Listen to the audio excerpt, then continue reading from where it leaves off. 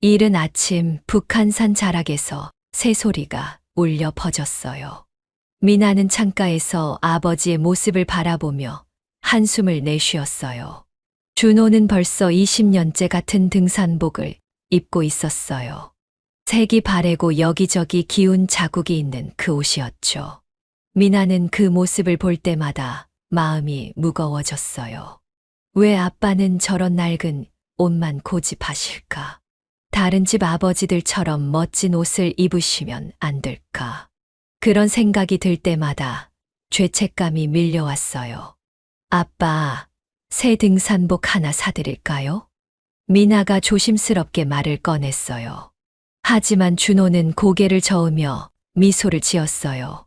이 옷이 나랑 얼마나 많은 산을 함께 올랐는데 새 옷보다 편하고 좋은 게 어디 있겠니? 준호의 목소리에는 애착이 묻어 있었어요. 미나는 또다시 한숨을 쉬었어요. 아빠는 정말 고집이 세셨어요. 미나는 스포츠용품 회사에서 마케터로 일하고 있었어요. 하루 종일 최신 아웃도어 브랜드들과 씨름했죠. 트렌드를 분석하고 새로운 제품을 기획했어요. 하지만 정작 아버지는 그런 것들에 전혀 관심이 없었어요. 오히려 자연 그 자체를 더 사랑했죠. 요즘 젊은 사람들이 입는 멋진 옷들 많잖아요. 미나가 다시 한번 시도해 봤어요. 우리 회사에서 나온 새 제품도 정말 좋은데. 준호는 고개를 저었어요. 미나야, 옷이 사람을 만드는 게 아니라 마음이 사람을 만드는 거야. 이 옷에는 아빠의 추억이 가득 담겨 있어. 미나는 아빠의 말을 이해할 수 없었어요. 추억이 뭐가 중요해요. 남들이 보기에 부끄러운 게 더 큰 문제였죠. 오늘은 특별한 날이었어요. 미나의 남자친구 수연의 부모님과 처음 만나는 날이었거든요.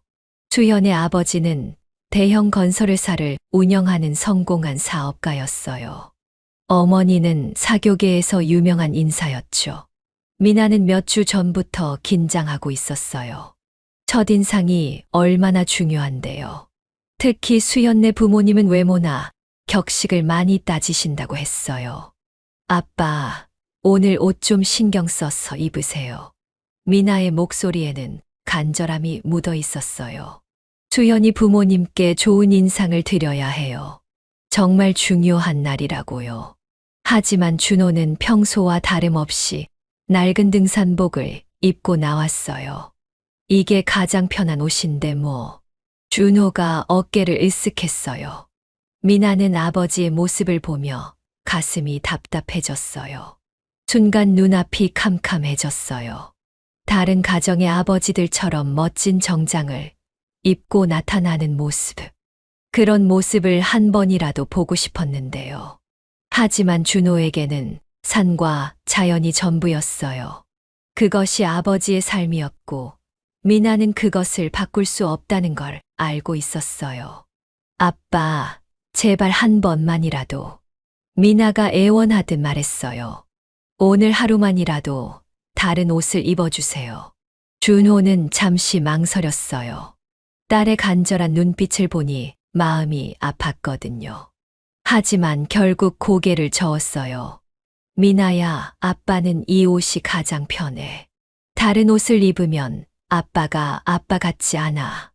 미나는 울음이 터질 것 같았어요. 왜 아빠는 이해를 못 하실까요? 오늘이 얼마나 중요한 날인지 모르시는 걸까요? 수연의 집은 강남 한복판의 고급 빌라였어요. 미나는 아버지와 함께 현관문 앞에 섰어요. 마음이 두근두근 뛰었어요. 배를 누르자 곧 문이 열렸어요. 수연의 어머니 영희가 나타났어요. 그녀는 우아한 원피스를 입고 있었어요. 목걸이와 귀걸이가 반짝반짝 빛났죠. 영희의 시선이 준호의 낡은 등산복을 훑어봤어요. 그 순간 미나는 그 미묘한 표정 변화를 놓치지 않았어요. 영희의 눈썹이 살짝 찌푸려졌어요. 입꼬리도 거의 알아차릴 수 없을 정도로 내려갔죠. 미나의 심장이 쿵 떨어졌어요. 어서 오세요. 영희의 인사는 정중했지만 어딘가 차가웠어요. 목소리 톤이 처음 기대했던 것과 달랐어요. 거실로 들어서자 수연의 아버지 태윤이 일어나 인사를 했어요. 그는 값비싼 골프웨어를 입고 있었어요. 손목에는 명품 시계가 반짝였죠. 준호의 소박한 차림새와는 극명한 대조를 이뤘어요. 미나는 그 순간 바닥으로 떨어진 기분이었어요. 차이가 너무 컸어요. 스포츠를 좋아하시는군요. 태윤이 준호의 등산복을 보며 말했어요. 하지만 그 말투에는 은근한 무시가 담겨 있었어요. 요즘 아웃도어가 유행이라던데. 그래도 좀 더 괜찮은 브랜드를 입으시면 어떨까요? 태윤의 말에 미나의 얼굴이 빨갛게 달아올랐어요. 수치스러움이 밀려왔어요. 영희가 끼어들었어요. 우리 태윤이는 골프 치러 갈 때 항상 최고급 브랜드만 입어요. 역시 사람은 옷차림이 중요하죠. 그녀의 시선이 다시 준호의 등산복에 머물렀어요. 마치 이상한 동물을 보는 것 같은 시선이었어요. 미나는 아버지가 위축되는 모습을 보며 가슴이 아팠어요. 준호는 점점 더 움츠러들고 있었어요. 어깨가 축 처져 있었죠. 좋은 옷이 사람을 만든다고 하잖아요. 태윤이 계속 말을 이었어요. 특히 우리 같은 상류층은 더욱 신경 써야 하는 부분이죠. 상류층이라는 말에 강조가 들어갔어요. 준호는 말없이 고개만 끄덕였어요. 미나는 아버지를 대신해 뭔가 말하고 싶었어요. 하지만 목이 메어 아무 소리도 나오지 않았어요. 분위기가 점점 더 차가워졌어요. 영희와 태윤의 시선이 계속 준호의 옷에 머물렀어요. 그들은 대놓고 무시하지는 않았지만 분명히 불편해했어요. 미나는 손바닥에 땀이 나는 걸 느꼈어요. 이럴 줄 알았어요. 아빠께 그렇게 말씀드렸는데. 식사 시간이 되자 상황은 더욱 악화되었어요. 영희가 준비한 것은 고급 일식이었어요.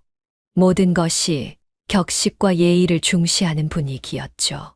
준호는 평소 소박한 식사에 익숙해서인지 어색해 보였어요. 젓가락 드는 모습도 어딘가 어색했어요. 미나는 아버지가 실수할까봐 노심초사했어요. 혹시 국물을 흘리시거나 소리를 내시면 어떻게 하지? 그런 걱정들이 머릿속을 가득 채웠어요. 미나 씨 아버님은 어떤 일을 하세요? 영희가 날카롭게 질문했어요. 등산 가이드라도 하시나요? 그녀의 말에는 분명한 비하가 담겨 있었어요. 미나의 얼굴이 창백해졌어요. 준호는 잠시 망설이다가 답했어요. 그냥 자연을 좋아하는 평범한 사람입니다. 특별한 직업은 없어요. 태윤이 코웃음을 쳤어요.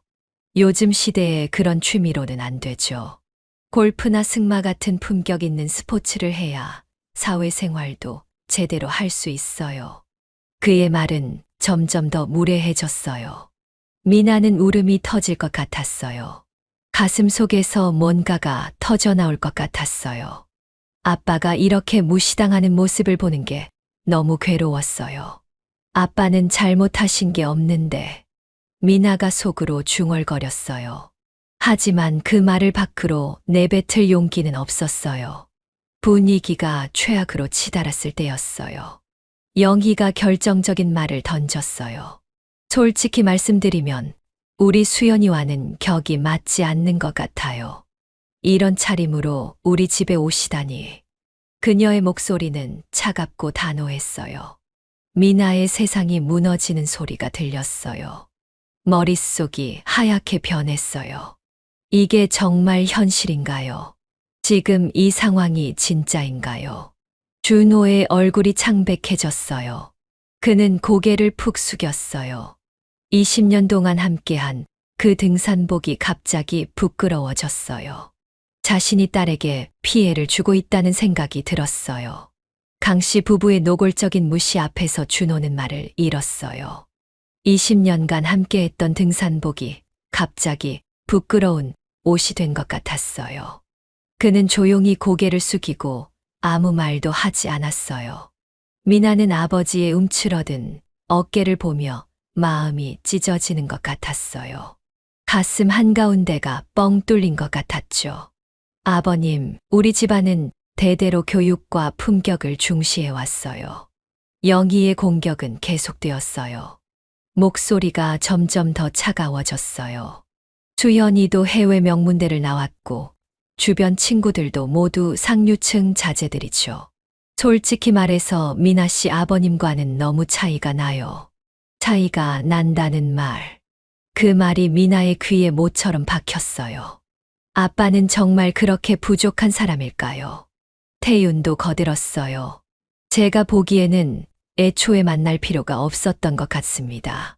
사람은 자기 분수를 알아야 해요. 분수라는 말이 칼날처럼 날카로웠어요. 준호는 여전히 고개를 숙인 채 침묵을 지켰어요. 그의 손이 무릎 위에서 떨리고 있었어요. 미나는 그 모습을 보며 견딜 수 없었어요. 죄송합니다만 너무 심하신 것 아닌가요? 미나가 떨리는 목소리로 말했어요. 하지만 그녀의 목소리에는 확신이 없었어요. 영희가 차가운 시선으로 미나를 바라봤어요. 심하긴 무엇이 심해요? 현실을 말하는 건데 젊은 사람이 현실 파악을 못하네요. 현실이라는 말이 미나의 가슴을 후벼 팠어요. 이게 현실이라는 거예요. 아빠가 부족하다는 게 현실이라는 거예요. 우리는 미나 씨와 수연이의 결혼을 반대합니다. 태윤이 단호하게 선언했어요. 마치 판결을 내리는 판사 같았어요. 이런 가정 환경에서는 우리 아들이 행복할 수 없어요. 미나는 마치 벼락을 맞은 것 같았어요. 3년간 사귄 수연과의 미래가 한순간에 무너져 내렸어요. 결혼 얘기도 나왔었는데 함께 꿈꿨던 모든 것들이 산산조각 났어요. 수연은 내내 침묵을 지키고 있었어요. 미나는 그에게 도움을 요청하는 눈빛을 보냈어요. 제발 나를 도와줘. 제발 우리를 지켜줘. 하지만 수연은 고개를 돌렸어요. 그의 눈에는 미안함이 있었지만 용기는 없었어요. 결국 그도 부모 편이었어요. 미나는 세상에서 가장 외로운 기분이었어요. 사랑하는 사람마저 등을 돌렸어요. 정말 이해가 안 돼요. 영희가 고개를 저었어요. 요즘 시대에 그런 낡은 옷을 입고 다니다니. 주변에서 뭐라고 하겠어요? 우리가 체면이 서지 않아요. 체면이라는 말이 또 나왔어요. 미나는 그 말이 너무 싫었어요. 아빠의 가치가 옷 한 벌로 평가받는다는 게 말이 돼요? 하지만 아무 말도 할 수 없었어요. 목이 막힌 것 같았어요. 태윤이 일어서며 말했어요. 오늘 만남은 여기서 끝내죠. 더 이상 시간 낭비하고 싶지 않습니다. 시간 낭비라는 말이 미나의 심장을 찔렀어요. 그는 마치 미나와 준호를 쫓아내는 것처럼 현관문을 향해 걸어갔어요. 미나는 굴욕감에 온몸이 떨렸어요. 이렇게 쫓겨나다니. 현관 앞에서 영희가 마지막 일격을 가했어요. 미나 씨, 당신도 어느 정도 분수는 알아야 해요. 우리 같은 집안에 시집 오려면 최소한의 격은 갖춰야죠. 분수, 격. 그런 말들이 미나의 자존심을 완전히 짓밟았어요. 미나는 자신이 너무 작아지는 걸 느꼈어요. 우리 수연이한테는 더 좋은 인연이 있을 거예요. 태윤이 덧붙였어요. 솔직히 말해서 처음부터 어울리지 않는 만남이었어요. 어울리지 않는 만남. 그 말이 미나의 마음에 깊이 박혔어요. 정말 그럴까요? 정말 우리는 어울리지 않는 걸까요? 미나는 눈물을 참으며 아버지의 손을 잡았어요. 준호의 손은 차갑고 떨리고 있었어요. 아빠도 많이 상처받으셨구나. 준호는 여전히 아무 말도 하지 않았어요. 그저 고개만 숙인 채 서 있었죠. 평생 그렇게 위축된 아빠의 모습은 처음 봤어요. 집으로 돌아가는 택시 안에서 미나는 참았던 눈물을 쏟아냈어요. 뜨거운 눈물이 뺨을 타고 흘러내렸어요. 아빠, 미안해요. 미나가 흐느끼며 말했어요. 제가 아빠한테 새 옷을 사드렸어야 했는데, 제가 아빠를 지켜드렸어야 했는데. 하지만 준호는 조용히 창밖을 바라보며 말했어요. 괜찮다, 미나야. 아빠가 부족한 거니까. 부족하다는 말을 하는 아빠의 목소리가 너무 쓸쓸했어요. 아니에요, 아빠. 미나가 소리쳤어요. 아빠는 잘못한 게 없어요. 그 사람들이 너무 심한 거예요. 하지만 준호의 표정은 여전히 어두웠어요. 그는 마치 자신이 딸의 인생을 망친 것처럼 자책하고 있었어요. 어깨가 더욱 축 처져 있었죠. 평소에 당당했던 모습은 온데간데 없었어요. 그날 밤 미나는 잠을 이룰 수 없었어요. 천장을 바라보며 계속 울었어요. 주연에게서 온 메시지를 확인했어요. 하지만 거기에는 변명과 포기만이 가득했어요. 미안해, 미나야.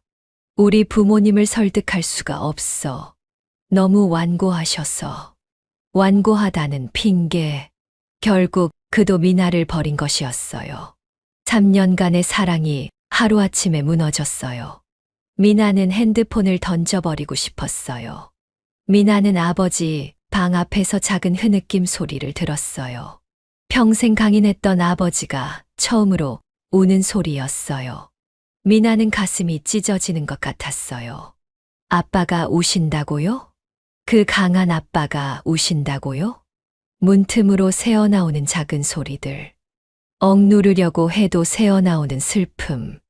미나는 그 소리를 들으며 더욱 울었어요. 아빠, 정말 미안해요.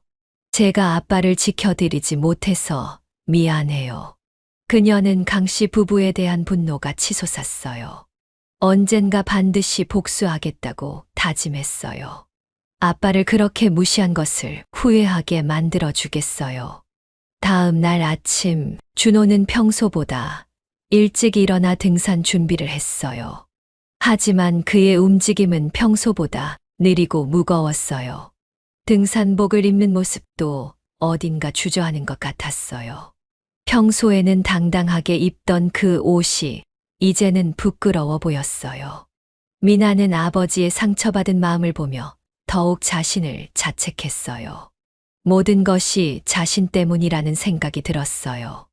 내가 아빠를 그 자리에 데려갔어요. 내가 아빠를 그런 수모를 당하게 했어요. 아빠, 오늘은 집에 계세요. 미나가 말했어요. 하지만 준호는 고개를 저었어요. 괜찮아, 미나야. 아빠는 산에 가야 마음이 편해져. 하지만 그의 목소리에는 평소의 활기가 없었어요. 마치 의무감으로 가는 것 같았어요. 준호가 집을 나서는 뒷모습이 너무 쓸쓸해 보였어요. 어깨가 축 처져 있었고 발걸음도 무거웠어요. 평소의 경쾌한 모습과는 너무 달랐어요. 미나는 그 모습을 보며 또다시 눈물이 났어요. 아빠, 빨리 다시 예전의 모습으로 돌아오세요. 하지만 그게 쉬울까요? 그렇게 큰 상처를 받으셨는데. 회사에 출근한 미나는 아무것도 할 수 없었어요. 책상에 앉아 있어도 집중이 안 됐어요. 자꾸 어제 일이 떠올랐어요. 영희의 차가운 시선, 태윤의 무례한 말들, 수연의 비겁한 침묵, 그리고 아빠의 위축된 모습. 모든 게 악몽 같았어요. 동료들이 무슨 일이냐고 물어봤지만 대답할 수 없었어요. 어떻게 설명해요? 아빠가 낡은 옷을 입었다고, 파혼당했다고? 그런 말을 할 수 있을까요? 점심시간에도 밥이 넘어가지 않았어요. 입맛이 완전히 사라졌어요. 마음이 이렇게 아픈데 어떻게 밥을 먹어요? 오후에는 새로운 아웃도어 브랜드 회의가 있었어요. 하지만 미나는 전혀 집중할 수 없었어요. 최신 등산복 사진들을 보니 더욱 마음이 아팠어요. 아빠의 낡은 등산복이 자꾸 떠올랐어요. 정말 그렇게 부끄러운 옷일까요?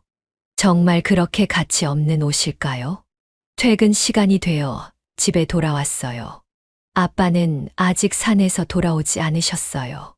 평소보다 늦으셨어요. 혹시 무슨 일이 있으신 건 아닐까요? 저녁 8시가 되어서야 준호가 집에 돌아왔어요. 그의 표정은 더욱 어두워져 있었어요. 아빠, 어떠셨어요? 미나가 조심스럽게 물었어요. 그냥 그랬어. 준호의 대답은 짧았어요. 평소라면 산에서 있었던 일들을 재미있게 얘기해 주셨는데, 오늘은 아무 말씀이 없으셨어요. 저녁을 먹으면서도 둘 다 말이 없었어요. 무거운 침묵만이 식탁을 감싸고 있었어요. 평소에 따뜻했던 분위기는 온데간데 없었어요. 그날 밤도 미나는 잠들 수 없었어요. 아빠 방에서 또다시 작은 한숨 소리가 들렸어요. 아빠도 잠을 못 주무시는 것 같았어요. 우리 가족이 이렇게 무너져가고 있었어요. 하루아침에 모든 게 변해버렸어요. 미나는 이불을 뒤집어 쓰고 또다시 울었어요. 언제까지 이렇게 아파야 할까요? 언제까지 이 고통이 계속될까요? 일주일이 지났지만 준호는 여전히 침울했어요. 평소에 좋아하던 등산도 뜸해졌어요. 말수도 현저히 줄어들었죠. 미나는 아버지의 변화된 모습을 보며 가슴이 아팠어요. 강씨 부부의 말들이 아버지에게 얼마나 큰 상처를 주었는지 실감할 수 있었어요. 아빠는 매일 창밖만 바라보고 계셨어요. 예전처럼 산행 계획을 세우지도 않으셨죠. 등산용품들도 구석에 그대로 방치되어 있었어요. 아빠, 오늘 북한산 갈까요? 미나가 조심스럽게 제안했어요. 하지만 준호는 고개를 저었어요. 오늘은 그냥 집에 있고 싶다. 이런 아버지의 모습은 처음이었어요. 평생 산을 사랑했던 사람이 산에 가기를 거부하다니. 미나는 정말 걱정이 됐어요. 아빠가 이렇게 의기소침해 하시는 모습은 본 적이 없었거든요. 그럼 동네라도 산책하실까요? 미나가 다시 제안했어요. 아니야, 미나야. 아빠는 괜찮아.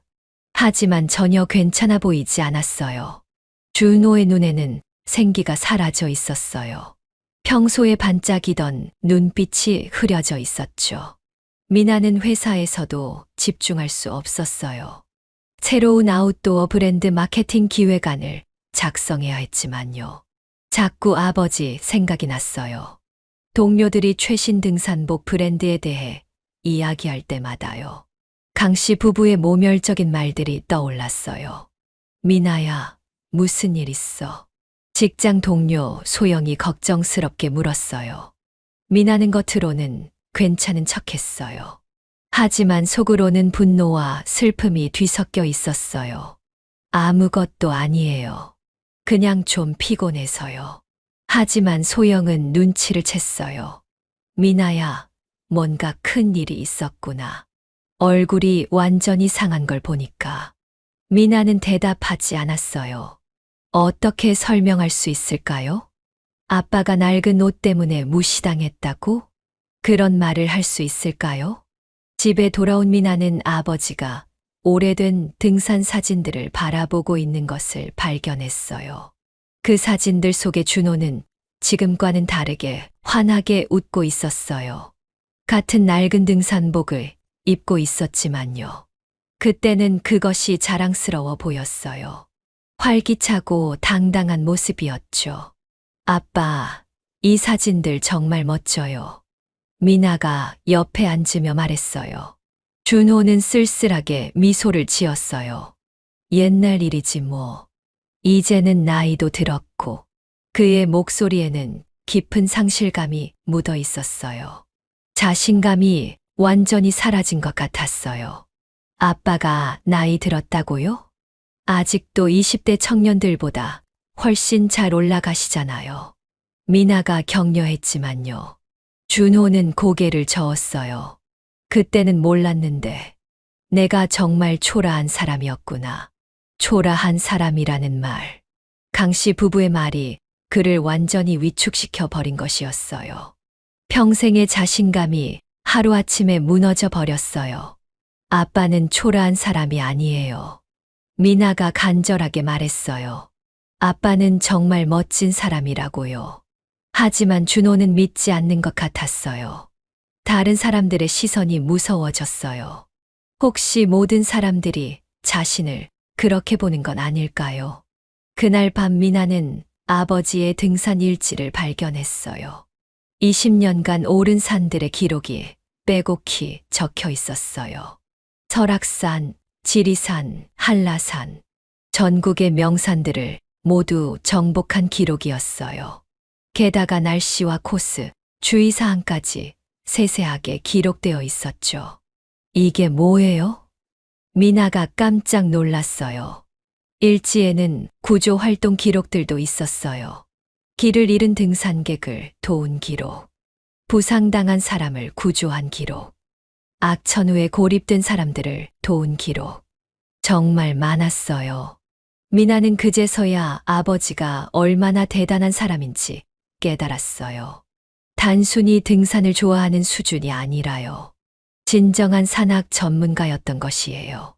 그런데 왜 지금까지 이런 아버지의 모습을 제대로 보지 못했을까요? 미나는 자신을 자책했어요. 나도 겉모습만 보고 판단했구나. 아빠의 진짜 가치를 몰랐구나. 다음 날 아침, 미나는 결심을 했어요. 아버지와 함께 등산을 가기로 했어요. 준호는 처음에는 거부했어요. 미나야, 아빠는 별로. 사람들이 보면 부끄럽지 않을까. 준호의 걱정이 미나의 가슴을 아프게 했어요. 평생 당당했던 아빠가 이렇게 위축되다니. 아빠, 그런 말씀 마세요. 아빠가 부끄러울 게 뭐가 있어요?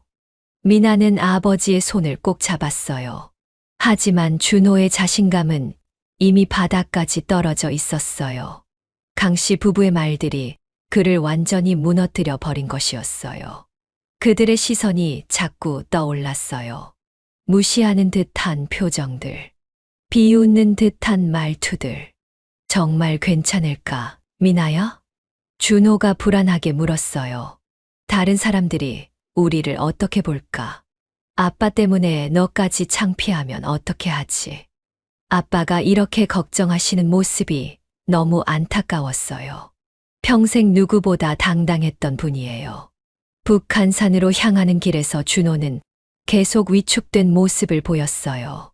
다른 등산객들을 볼 때마다 자신의 낡은 등산복을 의식했어요. 예전에 당당했던 모습은 온데간데 없었어요. 버스 안에서도 자꾸 옷을 만지작거렸어요. 이 옷이 정말 그렇게 이상할까? 준호가 작은 목소리로 중얼거렸어요. 미나는 아버지의 변화된 모습을 보며 강씨 부부에 대한 분노가 치솟았어요. 어떻게 사람을 이렇게 만들 수 있어요? 어떻게 이렇게 상처를 줄 수 있어요? 등산로 입구에 도착했을 때요. 미나는 아버지를 위로하고 싶었어요. 아빠, 우리 오늘 정말 즐겁게 산행해요. 다른 사람들 신경 쓰지 말고요. 하지만 준호는 여전히 불안해 보였어요. 평생의 취미가 갑자기 부끄러운 일이 되어버린 것 같았어요. 주변을 두리번거리며 다른 사람들의 시선을 의식했어요. 정말 괜찮을까? 준호가 또다시 물었어요. 사람들이 우리를 이상하게 보지 않을까? 미나는 아빠의 이런 모습이 너무 안타까웠어요. 이런 걱정을 하시는 아빠는 처음 봤어요. 산행을 시작했지만요. 준호의 발걸음은 무거웠어요. 평소 같으면 앞장서서 길을 안내했을 텐데요. 이번에는 뒤에서 조용히 따라왔어요. 마치 자신이 방해가 되는 것처럼요. 아빠, 어느 길로 가는 게 좋을까요? 미나가 일부러 물어봤어요. 아빠가 제일 잘 아시잖아요. 하지만 준호는 망설였어요. 잘 모르겠어. 다른 사람들 따라가자. 평소의 확신에 찬 모습과는 너무 달랐어요. 미나는 이런 아버지의 모습이 너무 안타까웠어요. 강씨 부부가 얼마나 큰 상처를 주었는지 절실히 느껴졌어요. 산 중턱에서 쉬면서 미나는 아버지에게 말했어요. 아빠, 제가 정말 죄송해요. 아빠 때문에 창피하다고 생각한 적이 있었어요. 준호는 슬픈 미소를 지으며 대답했어요. 괜찮다, 미나야. 아빠도 이제 알겠어. 내가 정말 초라한 사람이구나. 또다시 초라한 사람이라는 말. 미나는 가슴이 찢어질 것 같았어요. 아빠는 초라한 사람이 아니에요. 미나가 목소리를 높였어요. 아빠는 정말 대단한 사람이라고요. 하지만 준호는 고개를 저었어요. 다른 사람들의 평가가 더 객관적이라고 생각했어요. 자신의 가치를 스스로 인정할 수 없었어요. 그날 산행은 예전과 완전히 달랐어요. 아빠의 즐거워하는 모습을 볼 수 없었어요. 계속 주변을 의식하며 조심스러워했어요. 미나는 그런 아빠를 보며 마음이 아팠어요. 하산길에서도 준호는 말이 없었어요. 평소라면 산에서 본 것들에 대해 신나게 얘기하셨는데요. 오늘은 그냥 조용히 걸었어요. 아빠, 재미없으셨어요? 미나가 물었어요. 아니야, 좋았어. 하지만 그의 목소리에는 전혀 기쁨이 없었어요. 의무적으로 하는 대답 같았어요. 집에 돌아와서도 준호는 계속 침울했어요. 등산용품들을 정리하면서도 한숨만 쉬었어요. 이제 그만둘까? 준호가 혼잣말처럼 말했어요. 등산 말이야. 미나는 깜짝 놀랐어요. 아빠, 무슨 소리예요? 아빠가 등산을 그만둔다고요? 준호는 무거운 표정으로 고개를 끄덕였어요. 다른 사람들에게 피해만 주는 것 같아. 내가 있으면 분위기만 어색해지고 피해를 준다는 말이 미나의 가슴을 후벼 팠어요. 아빠가 언제 누구에게 피해를 주셨다고요? 오히려 항상 다른 사람들을 도와주셨잖아요. 아빠, 그런 말씀 하지 마세요. 미나가 간절하게 말했어요. 아빠는 정말 멋진 사람이에요. 하지만 준호의 마음은 이미 굳어져 있었어요. 자신감을 완전히 잃어버린 상태였어요. 그날 밤, 미나는 또다시 아빠의 흐느끼는 소리를 들었어요. 더 작아진 소리였지만요. 더 깊은 절망이 담겨 있었어요. 미나는 이불을 뒤집어 쓰고 또 울었어요. 아빠가 이렇게 무너지시는 걸 어떻게 해야 할까요? 어떻게 하면 예전의 아빠로 돌아가실까요? 강 씨 부부에 대한 분노가 더욱 커졌어요. 언젠가 반드시 보여주겠어요. 아빠가 얼마나 대단한 분인지 알려주겠어요. 하지만 언제까지 기다려야 할까요? 아빠가 이렇게 아파하시는 걸 언제까지 봐야 할까요? 미나는 무력감에 빠져들었어요. 아무것도 할 수 없는 자신이 너무 미웠어요. 회사에서도 집중이 안 됐어요. 아웃도어 브랜드 회의에 참석해도요. 자꾸 아빠 생각만 났어요. 동료들이 신제품에 대해 열정적으로 이야기할 때요. 미나는 마음이 무거웠어요. 미나야, 정말 괜찮아? 소영이 또다시 걱정했어요. 요즘 완전히 다른 사람 같아. 미나는 대답할 수 없었어요. 어떻게 설명할 수 있을까요? 아빠가 옷 때문에 이렇게 상처받았다고? 그런 말을 누가 믿을까요? 점심시간에 혼자 앉아 있을 때요. 문득 아빠의 등산 일지가 떠올랐어요. 그 안에 적힌 수많은 기록들, 도움을 받은 사람들의 이름들, 정말 많은 사람들을 도우셨구나. 그런데 왜 아무도 아빠의 가치를 인정해 주지 않을까요? 왜 겉모습만 보고 판단할까요? 미나는 답답했어요. 이 세상이 너무 차가워 보였어요. 겉모습이 전부인 세상. 진짜 가치는 중요하지 않은 세상. 그런 세상이 너무 싫었어요. 그런 세상이 너무 싫었던 미나는 다시 한번 아빠와 함께 산에 가기로 결심했어요. 이번에는 조금 더 멀리 북한산 깊숙한 곳으로 가보기로 했죠. 아빠가 예전에 자주 가셨던 곳이었어요. 아빠, 오늘은 100군데까지 가볼까요? 미나가 제안했어요. 준호는 잠시 망설였어요. 거기는 사람이 많이 올 텐데 또 이상하게 보면 어떻게 하지? 여전히 다른 사람들의 시선을 의식하고 계셨어요. 아빠, 괜찮아요. 우리끼리만 조용히 다녀와요. 미나가 아빠의 손을 잡으며 말했어요. 결국 준호는 고개를 끄덕였어요. 하지만 여전히 불안한 표정이었죠. 북한산 중턱에서 쉬고 있던 미나와 준호 앞으로 한 무리의 사람들이 다가왔어요. 모두 최신형 등산복을 입고 값비싼 장비를 갖춘 일행이었어요. 미나는 긴장했어요. 또 아빠를 이상하게 볼까봐 걱정됐거든요. 그들 중 한 사람이 준호를 보더니 갑자기 멈춰 섰어요. 이분, 혹시 한준호 씨 아니신가요? 그 사람의 목소리에는 놀라움이 가득했어요. 준호는 당황하며 고개를 들었어요. 자신을 아는 사람이라고는 생각지도 못했기 때문이었어요. 네, 맞습니다만 그의 목소리는 여전히 위축되어 있었어요. 미나도 의아한 표정으로 그 사람을 바라봤어요. 누구일까요?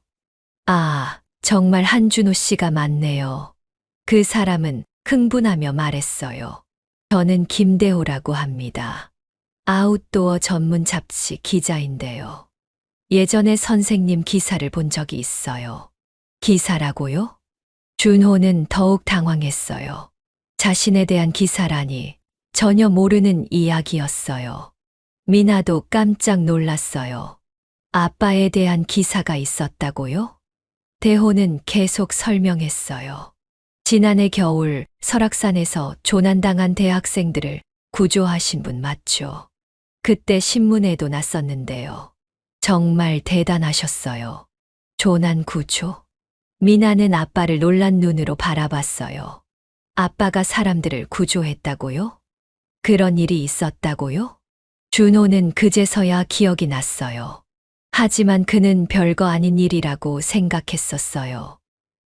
그냥 당연한 일을 한 것뿐인데요. 준호가 겸손하게 말했어요. 당연한 일이라뇨. 대호가 목소리를 높였어요. 영하 20도의 블리자드 속에서 3명의 목숨을 구하신 거잖아요. 그때 선생님의 신속한 판단과 전문적인 구조, 기술이 없었다면 큰일 날 뻔했어요. 영하 20도의 블리자드, 3명의 목숨. 미나는 아버지를 새로운 시선으로 바라보기 시작했어요. 대호의 일행들도 하나둘 모여들었어요. 정말 그 유명한 한준호 씨세요. 우와, 실제로 뵙게 되다니. 정말 영광입니다.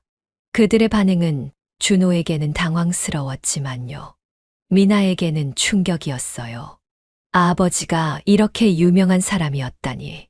선생님, 저희가 다른 산악 동호회 사람들에게 선생님 이야기를 많이 해드렸어요. 대호가 계속 말했어요. 20년 넘게 무사고 산행을 이어오시면서요. 수많은 사람들을 도우신 전설적인 분이라고요. 전설적인 분? 20년 넘게 무사고 수많은 사람들을 도왔다고요? 미나는 점점 더 놀라고 있었어요. 준호는 자신이 그런 평가를 받고 있다는 것을 전혀 몰랐어요. 저는 그냥 평범한 사람인데요. 준호가 당황하며 말했어요. 평범한 사람이라뇨? 대호의 동료가 끼어들었어요. 선생님 같은 분이 어디 있어요? 산악계에서는 정말 존경받는 분이시라고요. 존경받는다는 말에 준호는 더욱 당황했어요. 자신을 그렇게 생각하는 사람들이 있다니. 미나는 아버지를 새로운 시각으로 바라보기 시작했어요. 그동안 단순히 등산을 좋아하는 아버지라고만 생각했는데요. 실제로는 산악계에서 존경받는 인물이었던 것이에요. 그런데 왜 아버지는 이런 이야기를 한 번도 하지 않았을까요? 혹시 오늘 시간 되시면 저희와 함께 정상까지 가실 수 있을까요? 대호가 조심스럽게 제안했어요. 저희 동호회 회원들이 선생님 이야기를 많이 듣고 싶어 해요. 정말 영광일 것 같은데요. 준호는 여전히 망설였어요. 자신의 낡은 등산복이 부끄러웠기 때문이었어요. 이 사람들은 모두 최신 장비를 갖추고 있는데요. 자신은 20년 된 옷을 입고 있잖아요. 아, 그런데 선생님. 대호가 준호의 등산복을 보며 말했어요. 그 옷, 혹시 1990년대 노스페이스 빈티지 모델 아닌가요? 준호는 고개를 끄덕였어요. 네, 오래된 옷이에요. 그의 목소리에는 여전히 부끄러움이 묻어 있었어요. 와, 대호가 감탄했어요. 그 모델은 정말 명품이에요. 지금은 구하기도 어려운 클래식 모델이죠. 명품이라고요? 클래식 모델이라고요? 미나는 깜짝 놀랐어요. 게다가 20년 넘게 실제로 착용하며 관리하신 거라면. 대호가 계속 말했어요. 이건 정말 역사적 가치가 있는 옷이에요. 역사적 가치. 미나는 아버지의 등산복을 다시 보았어요. 방금 전까지는 낡고 초라해 보였는데요. 지금은 왠지 다르게 보였어요. 대호의 동료가 끼어들었어요. 요즘 젊은 등산객들 사이에서는 빈티지 아웃도어 웨어가 대유행이에요. 특히 그런 클래식 모델은 수백만 원을 주고도 구하기 어려워요. 수백만 원이라고요? 준호는 믿을 수 없다는 표정이었어요. 자신이 부끄러워했던 그 옷이 그렇게 귀한 거라니.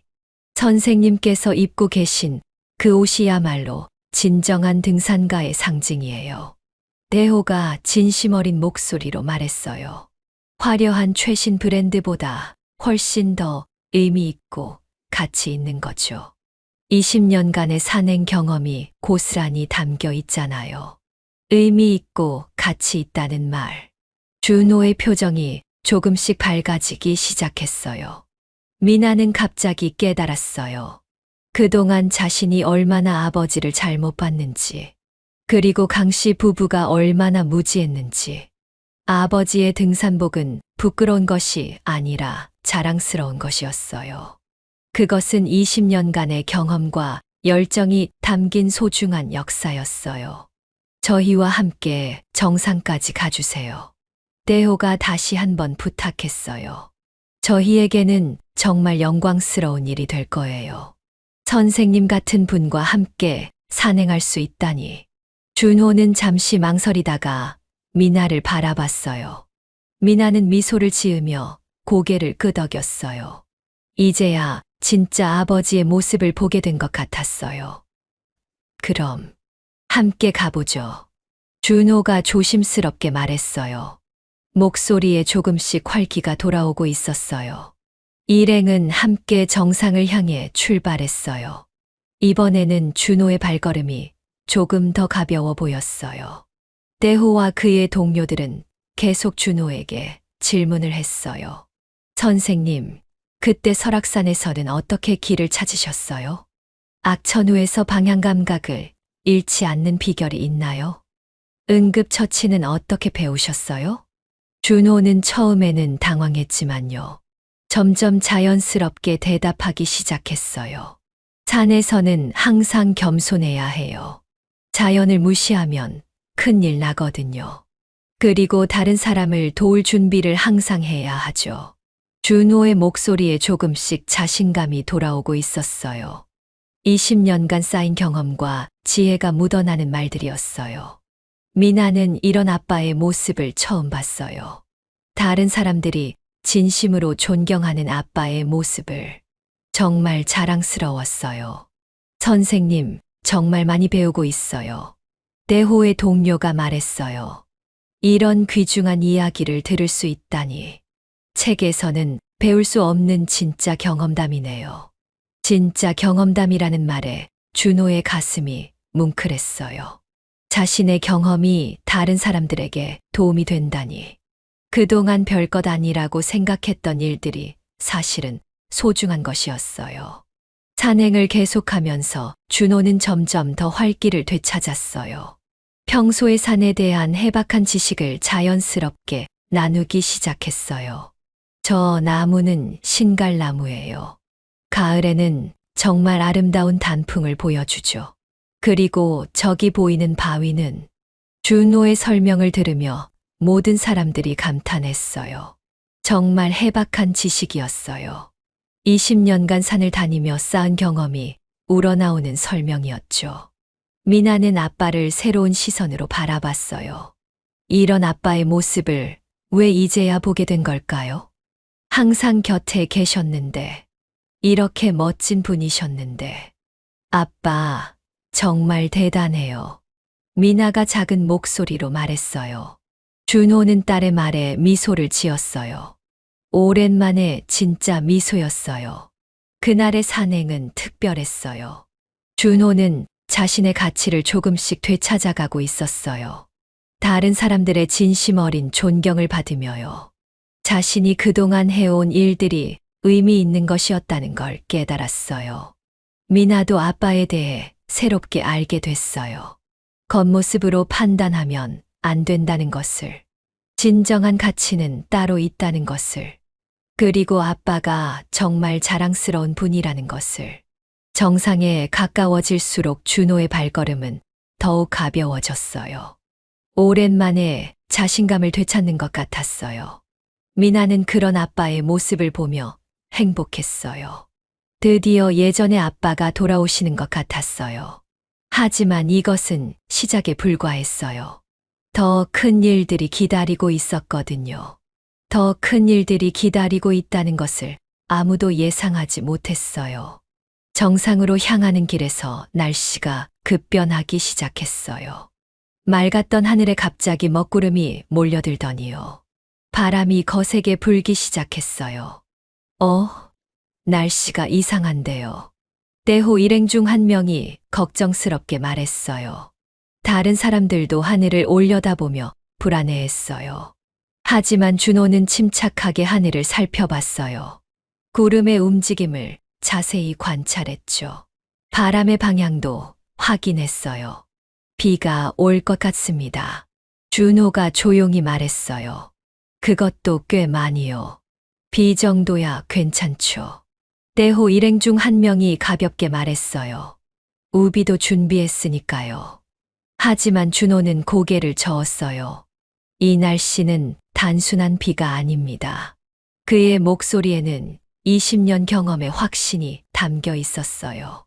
산악 날씨 패턴을 보면요. 폭우와 함께 강풍이 동반될 가능성이 높아요. 그리고 기온도 급격히 떨어질 거예요. 준호의 예측은 정확했어요. 정말로 10분도 안 되어 폭우가 쏟아지기 시작했어요. 게다가 바람까지 거세졌죠. 기온도 순식간에 떨어졌어요. 대호 일행은 완전히 당황했어요. 최신 장비를 갖추고 있었지만요. 이런 갑작스러운 악천후에는 경험이 부족했어요. 어떻게 해야 하죠? 그들은 준호를 바라봤어요. 이제는 완전히 다른 표정이었어요. 존경과 신뢰가 가득한 눈빛이었죠. 준호는 즉시 행동에 나섰어요.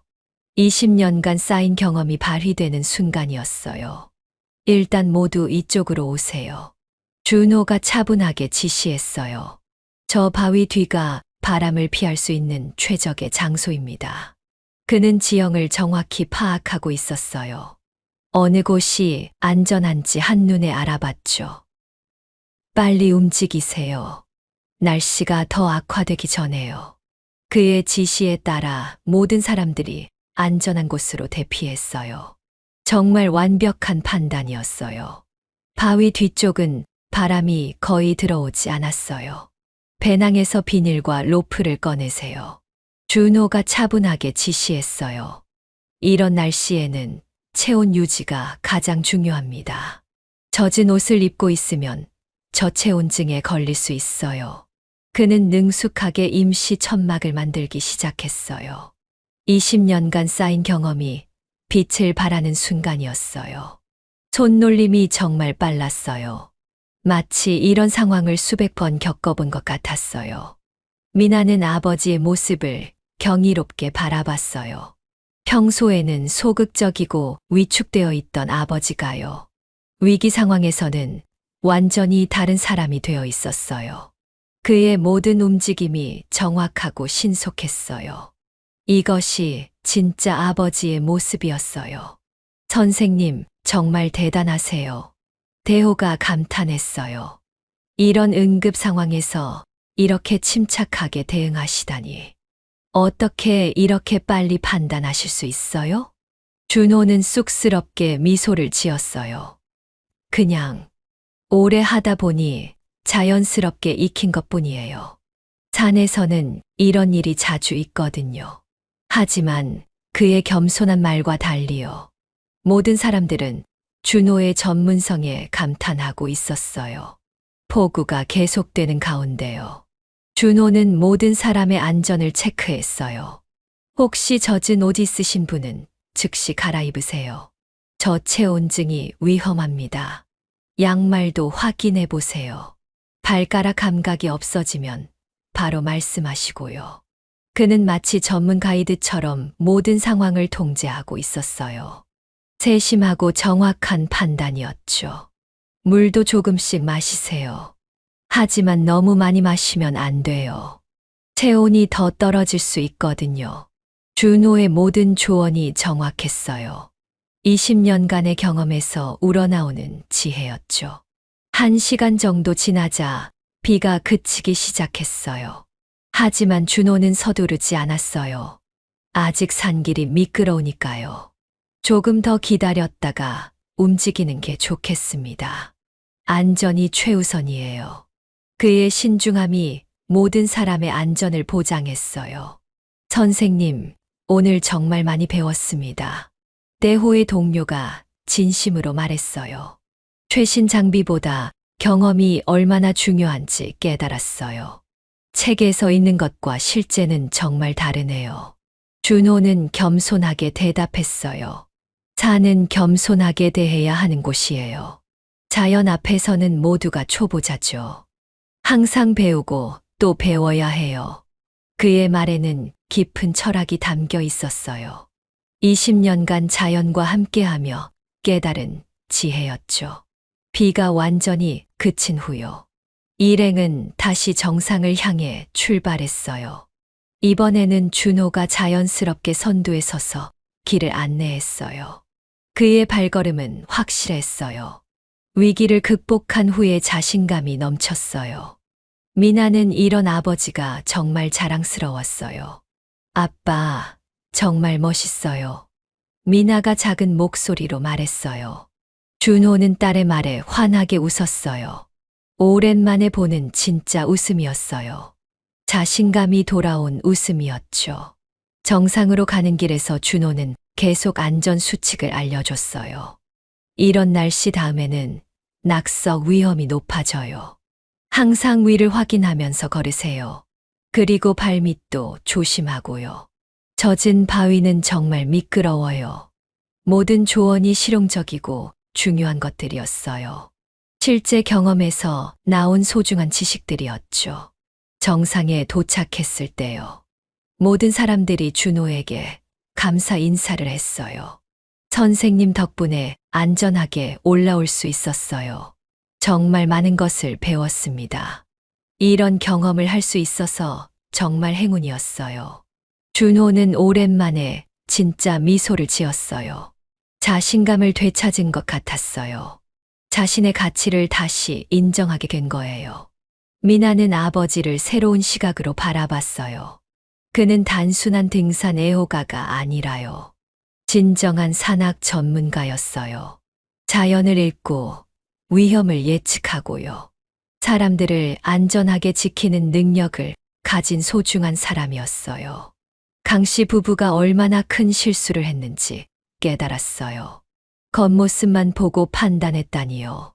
이렇게 대단한 분을 무시했다니요. 아빠, 정말 대단하세요. 미나가 진심으로 말했어요. 제가 지금까지 아빠의 진짜 모습을 몰랐네요. 오늘 정말 자랑스러웠어요. 준호는 딸의 말에 가슴이 뭉클했어요. 미나야, 아빠도 오늘 많은 것을 깨달았어. 내가 부끄러워할 이유가 없었구나. 이 옷도 내 경험도 모두 소중한 거였어. 하산길에서 대호가 중요한 제안을 했어요. 선생님, 다음 주에 아웃도어 장비 박람회가 있는데요. 오실 수 있을까요? 여러 브랜드 사람들이 선생님을 뵙고 싶어 할 것 같아요. 박람회라고요? 준호는 잠시 망설였어요. 하지만 이제는 자신 있게 대답할 수 있었어요. 그럼요, 기꺼이 가겠습니다. 정말 영광이네요.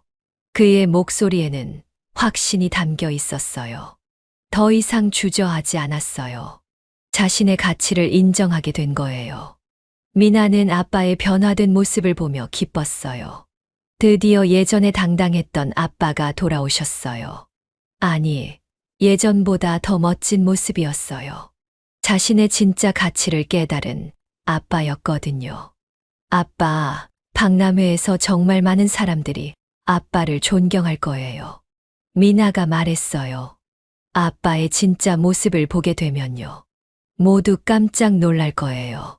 준호는 딸의 말에 웃음을 지었어요. 이제는 자신감이 넘친 웃음이었어요. 그럼 우리 함께 가볼까? 아빠의 진짜 모습을 보여주자. 미나는 고개를 끄덕였어요. 정말 기대됐어요. 아빠가 얼마나 대단한 분인지요. 모든 사람들이 알게 될 거예요. 그리고 혹시 강씨 부부도 알게 될까요? 자신들이 얼마나 큰 실수를 했는지요. 미나는 벌써부터 기대가 됐어요. 아빠의 진정한 가치가 인정받는 순간을요. 그날 집에 돌아온 후요. 준호는 오랜만에 활기찬 모습이었어요. 등산용품들을 정리하면서도 즐거워 보였어요. 내일부터 박람회 준비를 해야겠어. 뭘 입고 갈까? 준호가 혼자 중얼거렸어요. 하지만 이번에는 고민이 아니었어요. 즐거운 고민이었죠. 아빠, 그 옷 그대로 입고 가세요. 미나가 말했어요. 그게 진짜 아빠니까요. 그게 아빠의 진짜 모습이니까요. 준호는 고개를 끄덕였어요. 이제는 그 옷이 부끄럽지 않았어요. 오히려 자랑스러웠어요. 20년간의 경험과 열정이 담긴 소중한 옷이었거든요. 그날 밤, 미나는 정말 오랜만에 편안히 잠들 수 있었어요.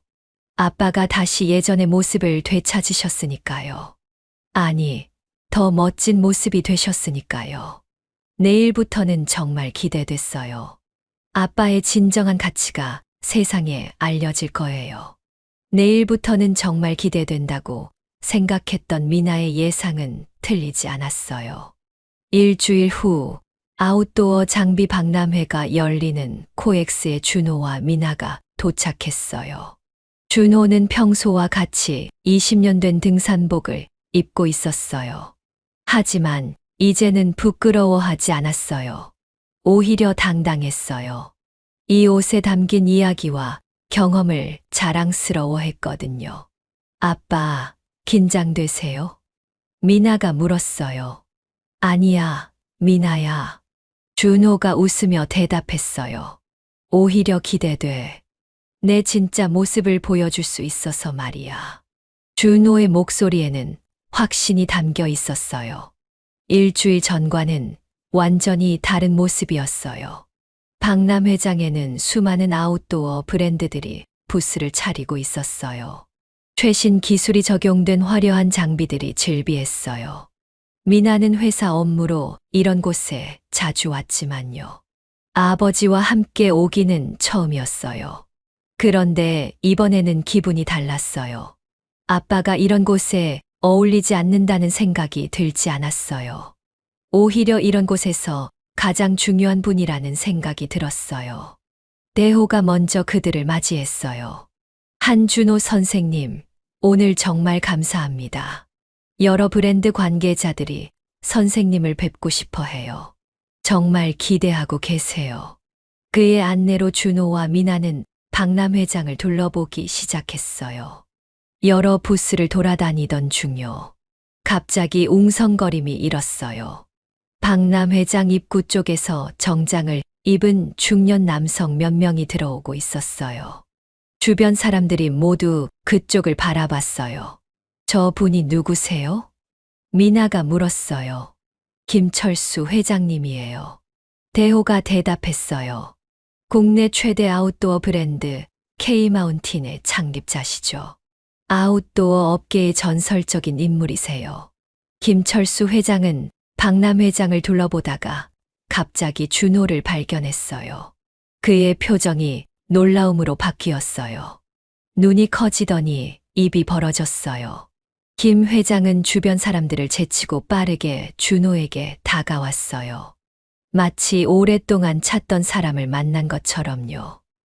혹시 한준호 선생님 맞으신가요? 김 회장의 목소리에는 믿을 수 없다는 감정이 담겨 있었어요. 준호는 당황했어요. 자신을 아는 사람이 이렇게 많을 줄은 몰랐거든요.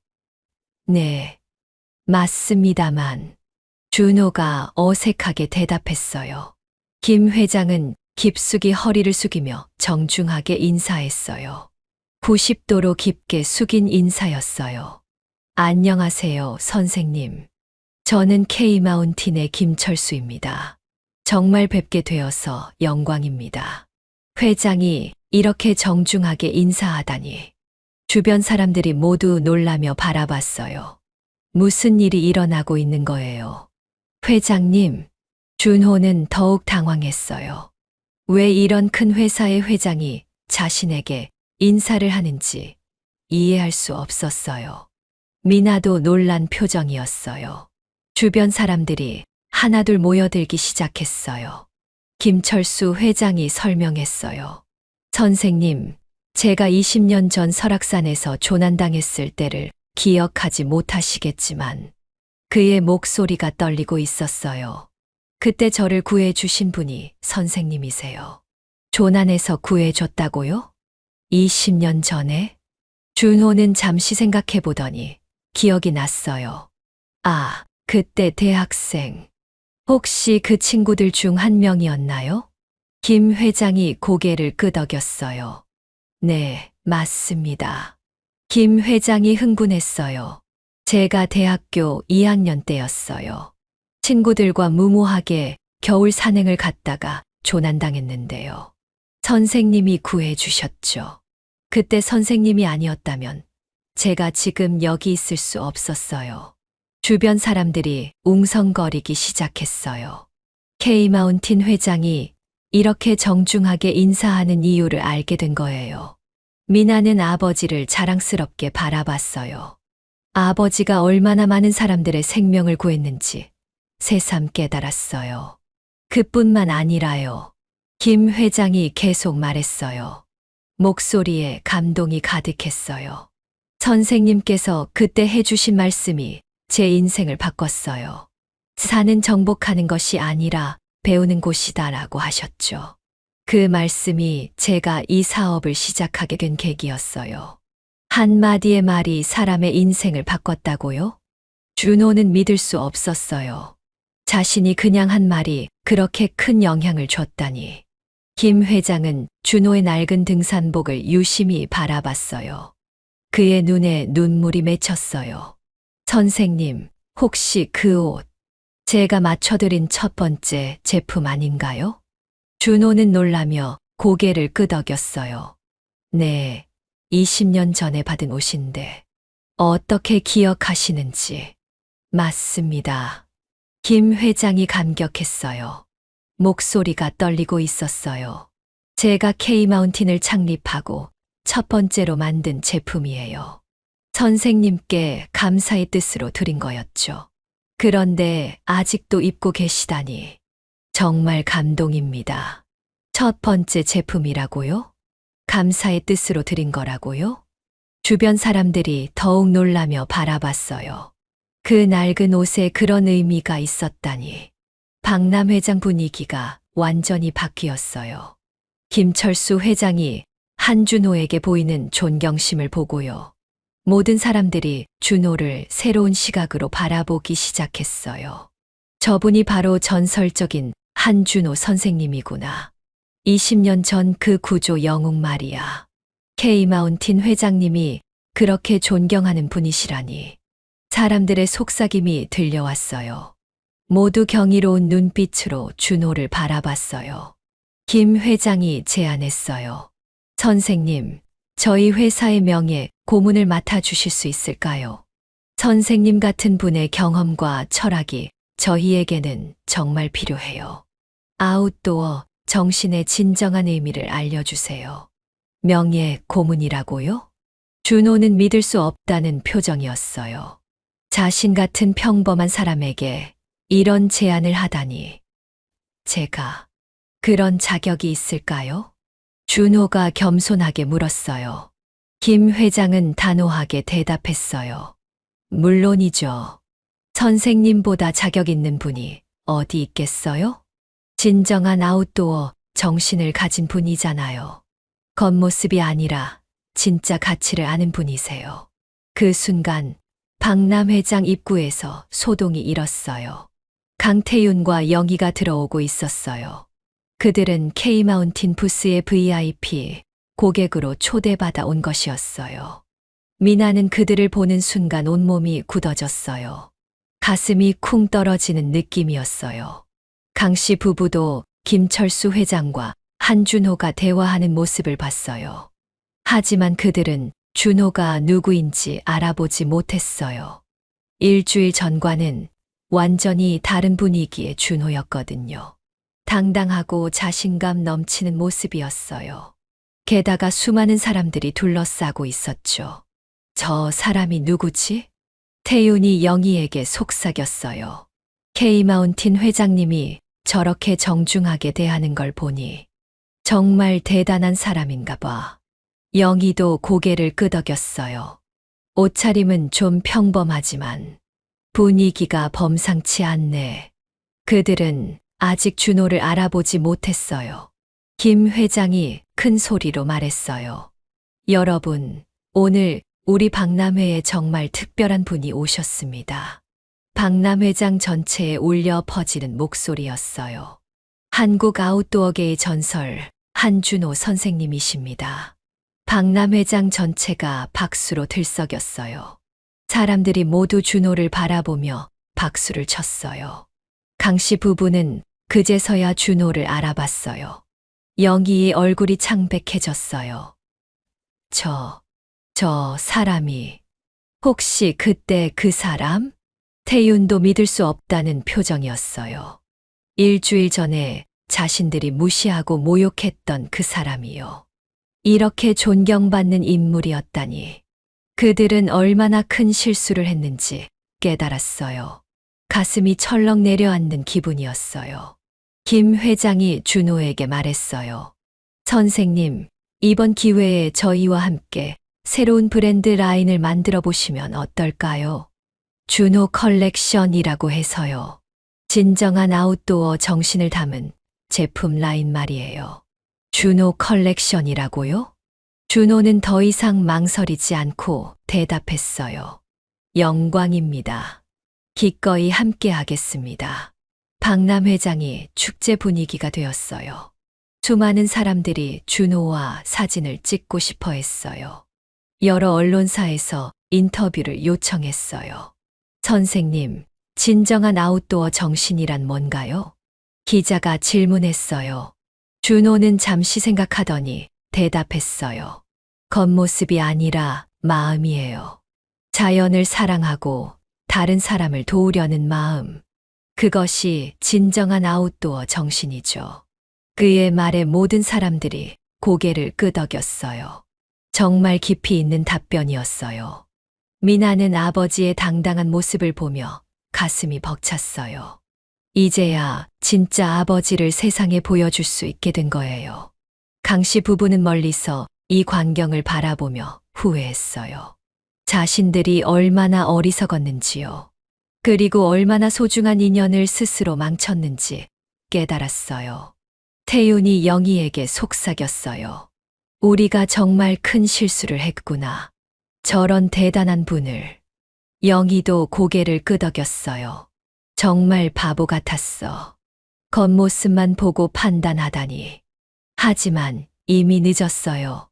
그들의 후회는 아무 소용이 없었어요. 그들은 조용히 박람회장을 빠져나갔어요. 부끄러워서 더 이상 있을 수 없었거든요. 김 회장이 마지막으로 말했어요. 선생님, 앞으로 저희와 함께 진정한 아웃도어 문화를 만들어가요. 화려함보다는 진정성을요. 유행보다는 철학을 담은 문화 말이에요. 준호는 환하게 웃으며 대답했어요. 그렇게 하겠습니다.